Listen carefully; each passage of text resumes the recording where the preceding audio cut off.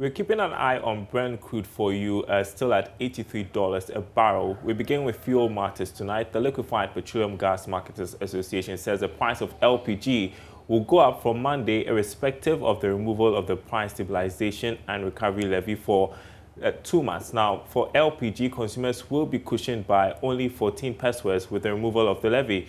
However, the price of LPG is expected to go up by about 40 pesos per kilo from next week.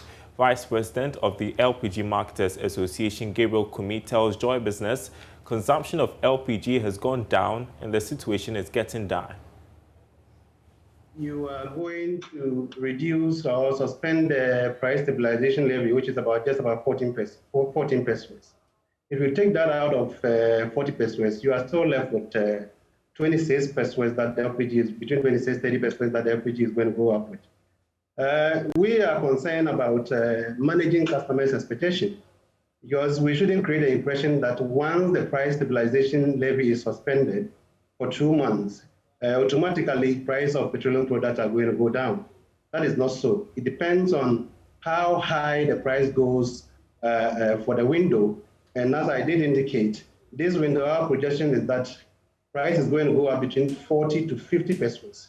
And if that happens, and even if government succeed in suspending the price stabilization levy from Friday, we still have to confront with an increment in the price of LPG. And why is that? We should manage the station in such a way that customers will not come to our station and start beating us up. Because once you tell customers that you have reduced it, when they come to the pump, they are expecting a reduction in price. And I'm saying that the net effect of the increase that we are going to witness in the next window and the removal or the suspension of the price stabilization levy, the net effect is that price is going to go up.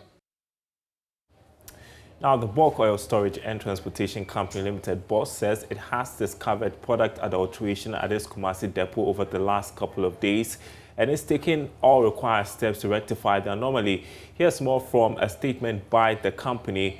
It says the truck and its content are being held at a safe place whilst investigations continue, and the driver of the truck is in custody, helping the investigative agencies to get to the bottom of the matter. Now, further pre-discharge tests disclosed 8 more trucks had their contents adulterated.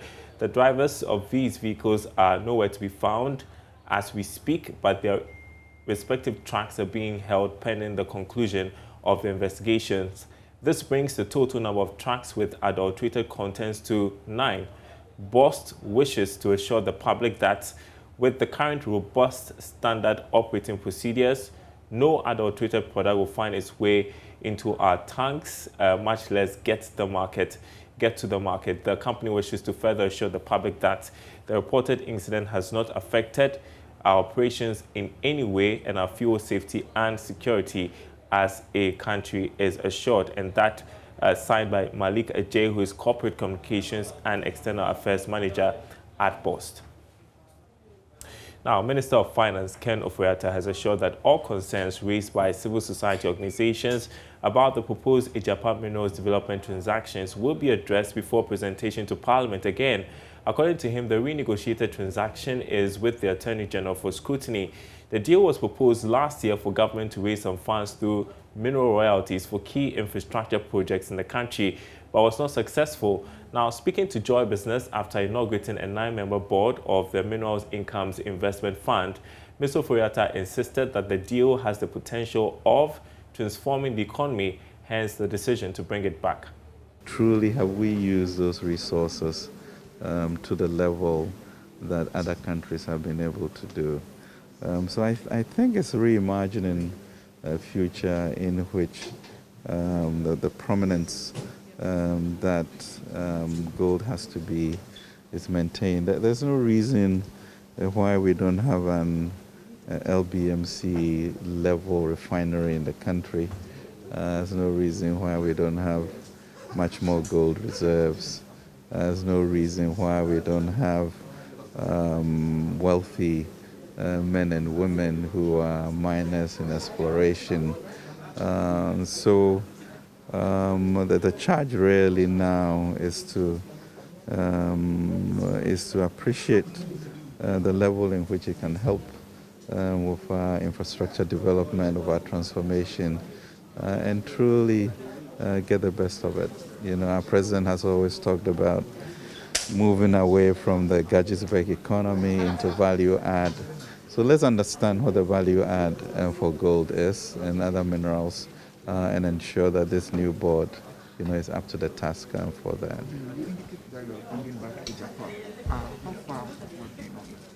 I think that the Attorney General has looked at it. We have had a few stakeholder meetings. I think the new board should be energized to review that and then go through the parliamentary process.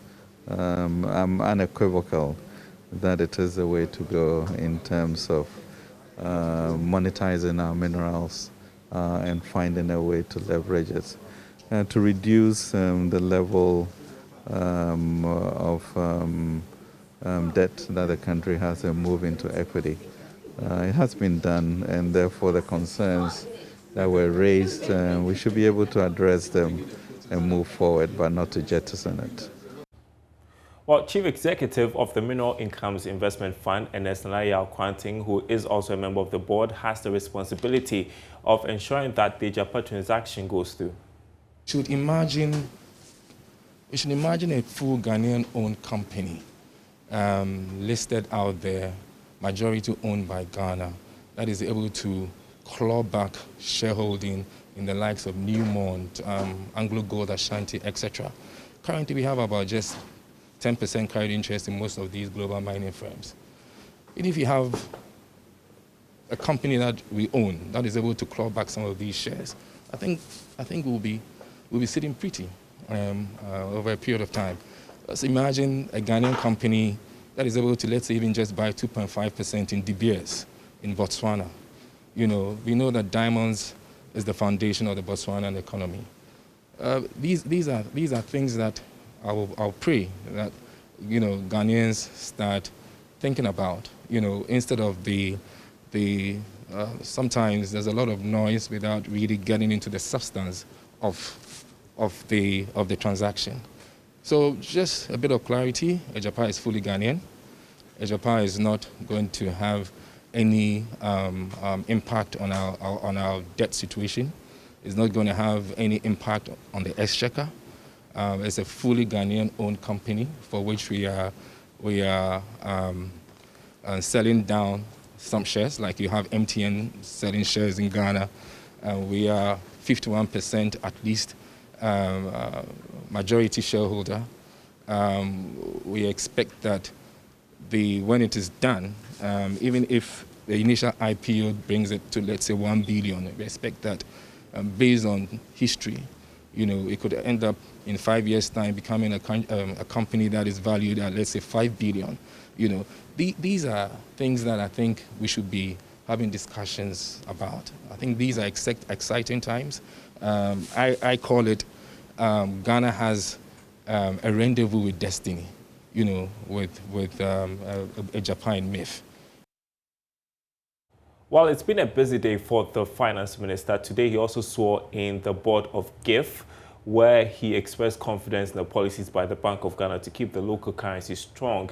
He lauded the decision by the central bank to boost its reserves through purchase of gold from the domestic market. He spoke to journalists after swearing in the board of the Ghana Infrastructure Investment Fund, chaired by renowned lawyer Philip Addison. Talk about the CD. I know analysts have projected that the CD will perform better in the last quarter. Are you hopeful about that, and what are you hinging that on? I don't know. I mean, I think we've all watched 2020, difficult year, and the city held its own. This year, I think we have some 11 odd billion in reserves, almost 5 months. Never happened before.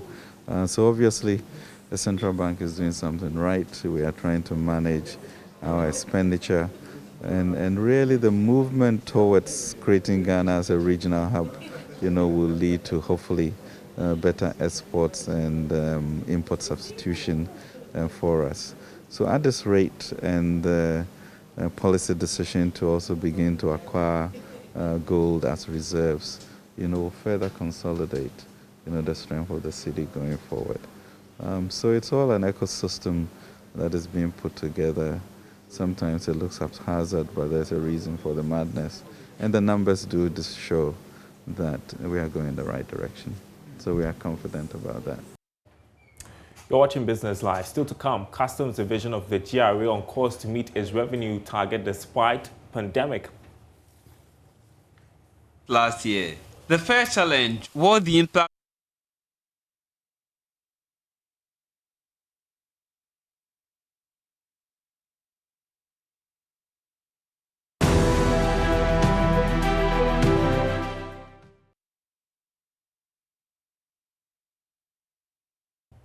Welcome back to Business Live. The Customs Division of the Ghana Revenue Authority says it is on course to achieving its 2021 revenue target of about 17 billion cedis. Despite the impact of COVID-19 on trade in 2020, Customs exceeded its revised target of about 10 billion cedis with more than 1.6 billion cedis. Now, although it's behind for 2021 third quarter collection with 5.8%, Commissioner of Customs Colonel Kojo Damwa, retired, believes the last quarter can make it up. He was addressing the media after visiting various customs offices at the Tema port. There's more in the following report. Customs Division of the Ghana Revenue Authority experienced two major challenges last year. The first challenge was the impact of COVID-19, which led to the revision of its initial target of about 13 billion Ghana cedis to about 10 billion Ghana cedis. The other challenge was the introduction of the Integrated Customs Management System, which was replacing a system manned by Ghana Community Network Services, GCNet, and West Blue Consulting. Commissioner of Customs, Colonel Kojo Damwa, retired, says, despite these challenges, personnel worked hard to exceed 2020 targets. Realistically, it wasn't going to be possible for us to achieve the original target. But even that, if you took the original target and what we collected, it meant the deviation was not much. So which also shows that we really did very well last year. Because don't forget, it was the COVID year, and at the same time, we were starting a new system. We had some challenges with the implementation, and in spite of all that, we still managed to exceed our target. So that was. This year, customs altogether, we are supposed to collect close to about 17 billion. Okay? And as at now, altogether, we are lagging behind around about 7%. Meanwhile, Colonel Kojo Damwa, retired, says, although they are behind in the third quarter collection, it is possible to meet 2021 targets. But with us, Tema really matters. Tema usually will collect something around 80% of the total customs collection. So if Tema is performing well, it means that customs will be performing well. And by Tema's performance, we are just behind up to September, from January to September, about 5.8%. Looking at it in terms of real figures, just around about 580-something million. It is not too much beyond us. And as the sector commander was explaining, if we manage to collect 1.3 billion Tema each month for the last 3 months, we certainly will exceed our target. Sector Commander of Tema Collection, Assistant Commissioner Julius Quantum, is hopeful with efficiency, vigilance and supervision, they can achieve 2021 targets. Now, Vodafone Ghana says its customers, particularly small and medium-scale enterprises, will remain central to its core business since they are the catalyst for national development. According to the Director of Digital Transformation and Commercial Operations, Angela Mensah-Poku, Vodafone is customer-centric and therefore prioritizes feedback from customers, which plays an important strategy in designing and shaping products. There's more. The initiative was in line with the telecom firm's commitment to support and equip SMEs in their line of business. Director of Digital Transformation and Commercial Operations, Angela Mensah-Poku, was speaking to the media as part of its International Care Week celebration, where it organized a special customer care training for 150 SME customers. So for Vodafone, it's important that we share it with customers. It's not an internal celebration. It's a celebration for our customers. And also SMEs, because we've just finished our SME month. We celebrate SME month every year for the last 7 years. And we know that SMEs are the catapults of growth. So if we want to grow as a nation, we need to enable SMEs with the skills and the tools to make sure that they're ready to be digital. So that's the reason. Some SME customers of Vodafone were taken through training on customer service. Customer service expert Yvonne McCarthy urged smaller businesses particularly to prioritize customer service and branding to succeed in today's business. So it is something someone has practiced, they've lived by it, and they become used to the fact that they don't have to smile. But if you cannot smile, there's a Chinese proverb, a man who cannot smile should not open a shop. Very simple. You can't smile? What are you serving people for? Right? And service now is almost a calling. It's not something you can just get up and do. It's something you have to tune yourself to go and do. So you, the person serving the customer, you're part of the aesthetics of your organization. You're part of the edifice. Yes, the edifice is there, but if you're dressed properly, you speak properly, you're very, very respectful and receptive, that adds to the look and feel. So every single day, and I would entreat you, draw up a checklist, okay, with these 5 elements that I've told you about. Look and feel, write what is under your look and feel. If it's a parking lot you have, write the parking lot, write your washroom, write all those things so that you give it to your employees. Every morning we need to check against these things. Now, GIZ, a subsidiary of the German Federal Ministry for Economic Cooperation and Development in collaboration with Cognos International, has launched a 2-week training for 20 small and medium enterprises. The SMEs are operating in the field of wood processing, furniture production, and furniture accessories. Speaking at the launch, head of operations at Cognos International, Timo Tekos, said the move is part of efforts to create 300 jobs in 2 years. The Ghana-Germany SME Training and Exchange Program, supported by Invest for Jobs, is aimed at supporting SMEs to grow and expand their frontiers by joining international markets. Under this program, a 2-week training for 20 small and medium enterprises in the wood industry has been launched. According to Head of Operations at Cognos International, Timo Tekos, this is part of measures to achieve a target of 300 jobs in 2 years. We are organizing this program, and this project has altogether a duration of like 2 years, and within these 2 years we are implementing 3 programs, each for 20 Ghanaian SME, so from different sectors. We started in April this year with 20 SME from the food processing sector and cosmetic sector, and now in the second round we are focusing on the woodworking industry, furniture industry, and related industries. And the overall goal of this program is, well, to create jobs here in Ghana within the SME. So during the 2 years of this program, we want to create with this 60 SME 300 jobs, and this can be reached to export promotion. Team leader of the Special Initiative on Training and Job Creation at GIZ Ghana, John Duty, says they expect to grow the bond between Ghanaian and German SMEs.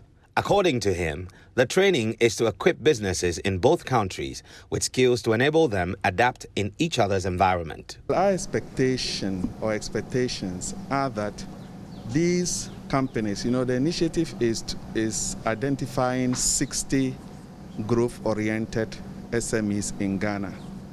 And when I talk about growth-oriented, those who have capacity to expand, that when we engage them, their companies will expand, and by so doing, they will employ additional hands. We have the opportunity to also visit their peers in Germany to engage where cultural issues will be learned between their peers and them, and also they will learn how Germans or Europeans do their businesses. One of the participants, Emmanuel Ashite, says the training is the first of its kind, which he believes would boost the sector. We're okay, and we think it will give us that managerial skill that we need to push our companies forward.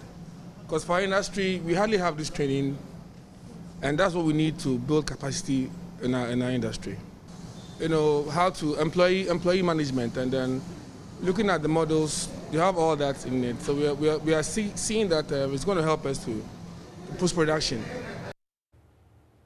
And that's Business Live tonight. There's more news on our website, myjoyonline.com/business. My name is Darryl Kwao. Thanks for watching.